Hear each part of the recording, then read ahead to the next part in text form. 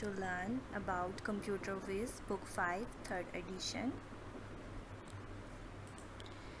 आज हम chapter number 4 का पेज नंबर 37 देखेंगे, जिस पे इस चैप्टर 4 की एक्सरसाइज है जो हमने सॉल्व करनी है। सबसे पहली एक्सरसाइज है फिल इन द ब्लैंक्स। हमने यहाँ पे स्टेटमेंट्स को पढ़ना है, अंडरस्टैंड करना है और फिर ये जो ब्लैंक्स हैं इसको फिल करना है। सो सबसे पहली स्टेटमेंट है computers can be instructed through dash and dash.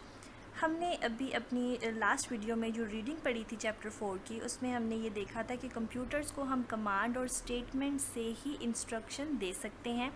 सो इसकी फर्स्ट ब्लैंक में आएगा कमांड और दूसरी ब्लैंक में आएगा statement, but the dash must be followed carefully to avoid any error. लेकिन जो सिंटैक्स है, सिंटैक्स हम कहते हैं ऐसी स्टेटमेंट जिसमें किसी भी किस्म की कोई मिस्टेक ना हो। तो इस ब्लैंक में क्या आएगा? सिंटैक्स आएगा, ताकि हम किसी भी किस्म के एरर को अवॉइड कर सकें।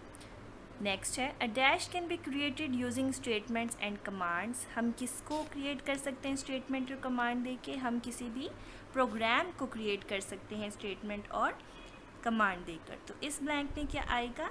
प्रोग्राम आएगा। Each dash has to be written in a new line. जब भी हम एक स्टेटमेंट लिखते हैं तो हम उसे न्यू लाइन से ही स्टार्ट करते हैं।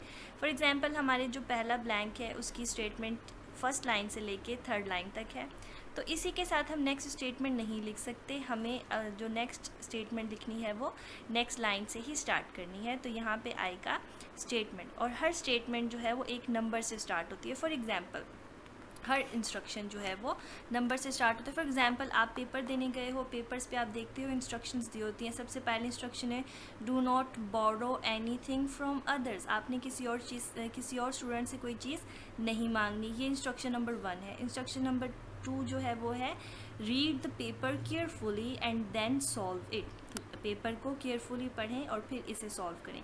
तो इंस्ट्रक्शंस जो है वो नंबर से स्टार्ट होती हैं। अब हम करते हैं सॉल्व अपनी नेक्स्ट एक्सरसाइज, जो कि है मैचिंग। यहाँ पे कुछ कमांड्स और स्टेटमेंट हैं। सही कमांड को उसके सही स्टेटमेंट के साथ मैच करना है। सबसे पहले है लोड। लोड क्या है? अभी हमने अपनी लास्ट वीडियो में रीडिंग पढ़ी थी, तो उसमें हमने देखा था कि सेकेंडरी स्टोरेज से प्राइमरी स्टोरेज की तरफ किसी भी प्रोग्राम को मूव करने के लिए जो कमांड यूज़ होती है उसे हम कहते हैं लोड। तो लोड जो है वो इसके साथ मैच होगा। नेक्स्ट है प्रिंट। प्रिंट हमने ये पढ़ा था कि कोई भी इंस्ट्रक्शन जो कंप्यूटर पे डिस्प्ले होती है किसी भी प्रोसेस डेटा को, उसे हम कहते हैं प्रिंट। तो प्रिंट जो है वो मैच होगा इस स्टेटमेंट के साथ।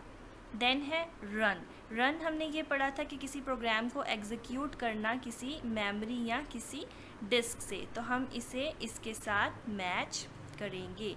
देन है रैम। रैम का मतलब होता है कि हम किसी प्रोग्राम में कोई कमेंट जो है वो इंसर्ट करें, तो हम इसे मैच करेंगे इस स्टेटमेंट के साथ। देन है इनपुट।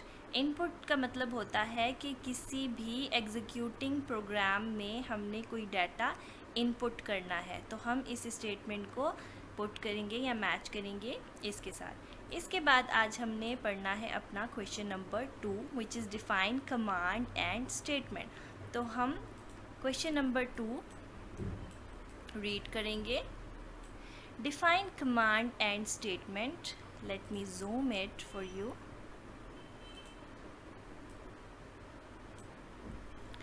इस क्वेश्चन का मतलब है कि आपने बताना है कि कमांड और स्टेटमेंट क्या होता है।